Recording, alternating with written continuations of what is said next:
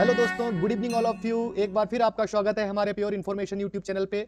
जैसा कि आप जानते हैं, अभी जो हमारा बजट आया है उसमें वित्त मंत्री निर्मला सीतारमण जी ने कुछ अनाउंसमेंट किए थे, तो उसमें कुछ कंफ्यूजन है ओल्ड टैक्स रिजिम और न्यू टैक्स रिजिम में। तो जो रिजिम में आप लोगों को कंफ्यूजन हो रहा है उससे रिलेटेड मैं वीडियो लेके आया हूँ। इसमें मैं आपको ओल्ड टैक्स रिजिम के जो बेनिफिट हैं वो डिटेल में बताएंगे। चलिए हम चलते हैं नेक्स्ट स्लाइड पे और आपको बताते हैं क्या बेनिफिट है इस रिजिम में। प्रणाली है उसमें आपको ज़्यादा टैक्स कटौतियों पर छूट मिलती है। तो इसके बारे में हम आपको डिटेल में बताएं कि जो पीपीएफ अकाउंट आप खोलते हैं तो पीपीएफ में आपको कितना छूट मिलता है, क्या इसका क्राइटेरिया है, मैं आपको डिटेल में बताने जा रहा हूं इसके बारे में। पीपीएफ का full name public provident fund होता है। इसमें सालाना आप 1.5 लाख रुपए तक का निवेश इनकम पर टैक्स की धारा 80C के तहत टैक्स की में छूट ले सकते हैं। पीपीएफ में निवेश करने पर मिलने वाले ब्याज और मैच्योरिटी पर मिलने वाली रकम पर आपको कोई भी टैक्स नहीं देना होता है। यह फायदा होता है पीपीएफ का। वक्त के साथ जोड़ने पर पूरे 13.7 लाख पर देयता समाप्त हो जाएगी। देखिए, जो मानक कटौतियों के स्टैंडर्ड डिडक्शन के अकॉर्डिंग जो अभी हमारा 25 का वित्त मंत्री निर्मला सीतारमण जी ने बजट निकाला है, अरे नहीं यार आगे बोलो, करंट के बजट के अकॉर्डिंग अभी जो आपका स्टैंडर्ड डिडक्शन 75,000 है, अगर उसको एनपीएस योगदान के माध्यम से लगभग 96,000 रुपए के साथ जोड़ दिया जाता है तो प्रतिवर्ष आपको 13.7 लाख की इनकम पे कोई टैक्स नहीं लगेगा। ठीक है। न्यू टैक्स रिजीम के अकॉर्डिंग भी आपको नेशनल पेंशन स्कीम में आपको छूट मिलती है। यह सेक्शन 80CD2 के तहत आपको 10% तक के मूल वेतन और केंद्रीय कर्मचारियों को 14% तक की कर कटौतियों की अनुमति देता है।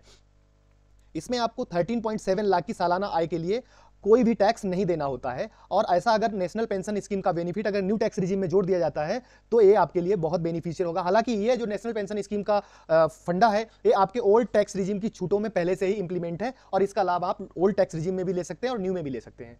अब हम आपको लेके चलते हैं नेक्स्ट स्टेप पे, जहां पे आपको होम लोन, जो आपका हाउसिंग लोन होता है, उस होम लोन के ब्याज का भुगतान करने पर टैक्स में 2 लाख रुपए तक की कटौती का क्लेम कर सकते हैं। जिस घर के लिए लोन लिया गया है, चाहे आप उसमें रह रहे हो या वो खाली हो, अगर आपने उस घर को किराए पर दे दिया है तो टैक्स कटौती का लाभ नहीं मिलेगा। टैक्स में कटौती मिलेगी अगर होम लोन 1/4/1999 को या इसके बाद लिया गया हो तो।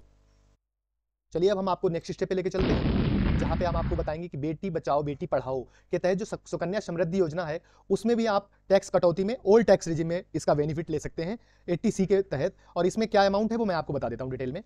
सुकन्या समृद्धि योजना बालिकाओं के लाभ के लिए शुरू की गई सरकार द्वारा समर्थित एक बचत योजना है। यह बेटी बचाओ बेटी पढ़ाओ योजना का एक हिस्सा है और इसमें 10 वर्ष से कम उम्र की बालिकाओं को माता पिता द्वारा इनका अकाउंट पोस्ट ऑफिस या बैंकों में ओपन होता है, जिसमें आप अधिकतम 1.5 लाख रुपए तक डिपॉजिट कर सकते हैं और उसमें आयकर अधिनियम की धारा 1961 की 80C के तहत आप 1.5 लाख रुपए तक छूट भी ले सकते हैं। ये बेनिफिट आपको ओल्ड टैक्स रिजीम में ही मिलेगा, न्यू में नहीं मिलेगा।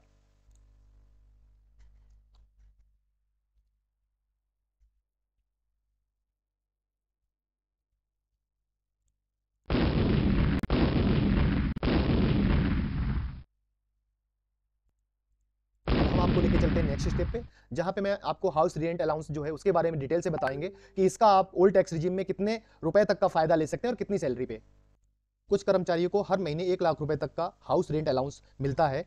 इसके लिए ओल्ड टैक्स रिजीम के तहत रिटर्न दाखिल करना समझदारी वाला होता है। जैसे कि राजधानी दिल्ली में कर्मचारियों को 50% तक का बेसिक सैलरी का HRA मिल सकता है। उदाहरण के लिए 50,000 रुपए की बेसिक सैलरी के साथ आप 25,000 रुपए का HRA में छूट ले सकते हैं। इसे क्लेम करके इनकम टैक्स के तहत छूट भी प्राप्त कर सकते हैं आप। ठीक है, तो हाउस रेंट का आप ओल्ड टैक्स रिजीम में बेनिफिट ले सकते हैं और ये बहुत बेनिफिशियल है। यदि आपको फिर भी कोई कंफ्यूजन है तो आप अपने टैक्स रिजीम के अकॉर्डिंग इनकम टैक्स की वेबसाइट पे जाके अपना रिजीम सिलेक्ट करके और वहां पे जो इनकम टैक्स डिपार्टमेंट ने कैलकुलेटर दिया हुआ है उसको यूज करके आप ये कैलकुलेट कर सकते हैं कि आपके लिए कौन सा टैक्स रिजीम सही है। और अगर आपको फिर भी कोई कंफ्यूजन है तो आप मुझे कमेंट बॉक्स में लिख सकते हैं, मैं आपको बताऊंगा कि आपके लिए आपकी ग्रॉस सैलरी के अकॉर्डिंग आपको कौन सा टैक्स रिजीम लेना चाहिए। इससे रिलेटेड आपको सारी इंफॉर्मेशन हमारी वेबसाइट पे मिलेगी और आपको जो भी रिलैक्सेशन इसमें चाहिए तो मैं तो कहूँ जिसको ज्यादा रिलैक्सेशन चाहिए वो अपना ओल्ड टैक्स रिजीम ले। बाकी न्यू टैक्स रिजीम तो सबसे अच्छा है ही, क्योंकि लास्ट ईयर 75% जो एम्प्लॉइज थे उन्होंने अपना टैक्स रिजीम जो है वो न्यू ही सिलेक्ट किया था।